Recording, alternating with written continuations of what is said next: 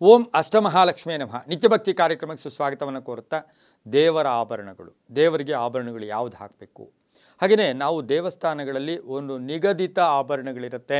ಕ್ಷೇತ್ರಗಳಲ್ಲಿ ಆಯಾ ಕಾಲಕ್ಕೆ ತಕ್ಕ ಹಾಗೆ, ಆಯಾ ಮಹೋತ್ಸವಗಳಿಗೆ, ಆಯಾ ಉತ್ಸವಗಳಿಗೆ ತಕ್ಕ ಹಾಗೆ ಆಭರಣಗಳನ್ನು ದೇವಾಲಯಗಳಲ್ಲಿ ಅವರು ಈಗಾಗಲೇ ಇಟ್ಕೊಂಡಿರ್ತಾರೆ. ಅವು ಕೇವಲ ದೇವರಿಗೆ ಮಾತ್ರ ಸೀಮಿತವಾಗಿರುತ್ತೆ. ಆದರೆ ನಮ್ಮ ಮನೆಯಲ್ಲಿರ್ತಕ್ಕಂಥ ವಿಗ್ರಹಗಳಿಗೆ, ನಮ್ಮ ಮನೆಯಲ್ಲಿರ್ತಕ್ಕಂಥ ದೇವರುಗಳಿಗೆ ಯಾವ ಆಭರಣ ಹಾಕಬೇಕು, ಯಾವ ರೀತಿ ಹಾಕಬೇಕು, ಯಾವ ರೀತಿಯ ಆಭರಣಗಳನ್ನು ನಾವು ಉಪಯೋಗಿಸ್ಕೋಬೇಕು, ಯಾವ ಆಭರಣಗಳಿಂದ ದೇವರು ಸಂತೃಪ್ತಿ ಪಡ್ತಾರೆ ಅಂತಕ್ಕಂಥದ್ದನ್ನು ನಾವು ಇವತ್ತಿನ ಸಹ ತಿಳ್ಕೊಬೇಕಾಗಿರುತ್ತೆ. ಬಹುಮುಖ್ಯವಾಗಿ ನಾವು ದೇವರಿಗೆ ಆಭರಣಗಳನ್ನು ಸಾಮಾನ್ಯವಾಗಿ ಎಲ್ಲರೂ ಮಾಡಲ್ಲ. ಈ ರೀತಿ ಹಬ್ಬ ಹರಿದಿನಗಳು ಬಂದಾಗ ನಾವು ಉಪಯೋಗಿಸಿದ ಅಥವಾ ನಾವು ಹಾಕ್ಕೊಳ್ತಕ್ಕಂಥ ಮನೆಯಲ್ಲಿ ಹಾಕ್ಕೊಳ್ತಕ್ಕಂಥ ಆಭರಣಗಳನ್ನು ದೇವರಿಗೆ ಹಾಕಿರ್ತಕ್ಕಂಥವರು ಕೆಲವರು ಇರ್ತಾರೆ. ಅದು ಯದ್ಭಾವಂ ತದ್ಭವತಿ, ಅದು ಭಕ್ತಿ ಅಂತ ಹೇಳಿದ್ರೆ ತಪ್ಪಿಲ್ಲ. ಆದರೆ ಶಾಸ್ತ್ರಗಳು ಹೇಳುತ್ತೆ, ಮನುಷ್ಯರು ಉಪಯೋಗಿಸಿರ್ತಕ್ಕಂಥ ಆಭರಣಗಳನ್ನು ದೇವರುಗಳಿಗೆ ಅಳವಡಿಸ್ತಕ್ಕಂಥದ್ದು, ಹಾಕ್ತಕ್ಕಂಥದ್ದು, ಅದರಿಂದ ಅಷ್ಟು ಶುಭ ಫಲಗಳು ಕೂಡ ಇರೋದಿಲ್ಲ. ಅದರ ಜೊತೆಗೆ ನಾವೇನು ಮಾಡ್ತೀವಿ, ಈ ಮನೆಯಲ್ಲಿರ್ತಕ್ಕಂಥ ವಿಗ್ರಹಗಳಿಗೆ ಬೆಳ್ಳಿಯಿಂದ ಇರ್ಬೋದು, ತಾಮ್ರದಿಂದ ಇರ್ಬೋದು, ಅಥವಾ ಬಂಗಾರದಿಂದ ಇರ್ಬೋದು, ದೇವರು ಹೇಳ್ತಾನೆ, ನೀವು ಬೆಳ್ಳಿ ಬಂಗಾರ ತಾಮ್ರ ಅದೆಲ್ಲ ನಮಗೇನು ಹೇಳುತ್ತೆ, ನೀವು ಭಕ್ತಿಯಿಂದ ಏನು ಅರ್ಪಣೆ ಮಾಡ್ತೀರೋ ಅದನ್ನೇ ನಾವು ಸ್ವೀಕಾರ ಮಾಡ್ತೀವಿ. ಪತ್ರಂ ಪುಷ್ಪಂ ಫಲಂ ತೋಯಂ ಯೋಮೇ ಭಕ್ತ ಪ್ರಯಶ್ಚತಿ ತದಹಂ ಭಕ್ತಪಹೃತಂ ಅಶ್ನಾಮಿ ಪ್ರಯತಾತ್ಮನಃ. ನೀನು ಪತ್ರ ಆಗಲಿ ಪುಷ್ಪ ಆಗಲಿ ಭಕ್ತಿಯಿಂದ ನನಗೆ ಕೊಡು ಅಂತೂ ಕೂಡ ಹೇಳುತ್ತೆ. ಹಾಗಾಗಿ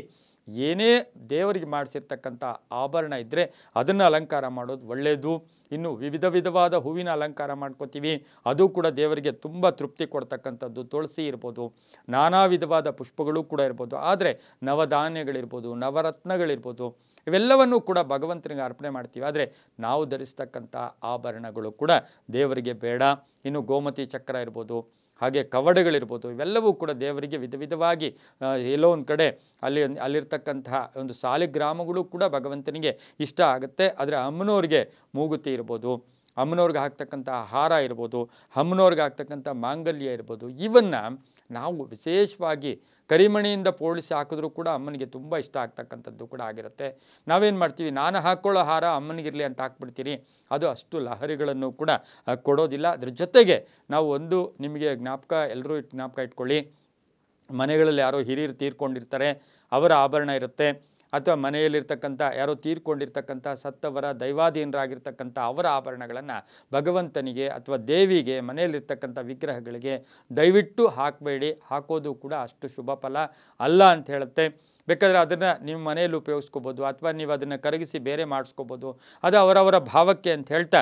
ಆಮೇಲೆ ಪ್ಲಾಸ್ಟಿಕ್ಕು ಆ ಒಂದು ವಿಗ್ರಹಗಳಿಗೆ ಪ್ಲಾಸ್ಟಿಕ್ ಹಾರಗಳಾಗ್ತಕ್ಕಂಥದ್ದು, ಪ್ಲಾಸ್ಟಿಕ್ ಆಭರಣ ಆಗ್ತಕ್ಕಂಥದ್ದು, ಮಣಿಗಳ ಆಭರಣ ಆಗ್ತಕ್ಕಂಥದ್ದು, ಎಲ್ಲೋ ಅಂಗಡಿಗಳಲ್ಲಿ ರೋಡಲ್ಲಿ ಮಾರ್ತಕ್ಕಂಥದ್ದು ಯಾವುದೋ ತಂದು ದೇವರಿಗೂ ಕೂಡ ಹಾಕ್ತಕ್ಕಂಥದ್ದು ಅಷ್ಟು ಶುಭ ಅಲ್ಲ.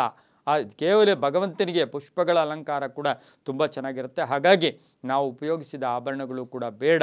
ಪ್ರತಿಯೊಂದು ಕೂಡ ಅವರವರ ನಂಬಿಕೆಗೆ. ಆದರೆ ಶಾಸ್ತ್ರಗಳನ್ನು ನಾವು ಅನುಸರಿಸಿದ್ದೆ ಆದರೆ ಸನಾತನೋ ನಿತ್ಯ ನೂತನ ಅಂತಕ್ಕಂಥದ್ದನ್ನು ಕೂಡ ಕೇಳಿದ್ದೀವಿ. ಹಾಗಾಗಿ ಶುಭ ಆಗುತ್ತೆ. ಸರ್ವೇ ಜನ ಸುಖಿನೋ ಭವಂತು, ಸಮಸ್ತ ಸನ್ಮಂಗಳಾನಿ ಭವಂತು.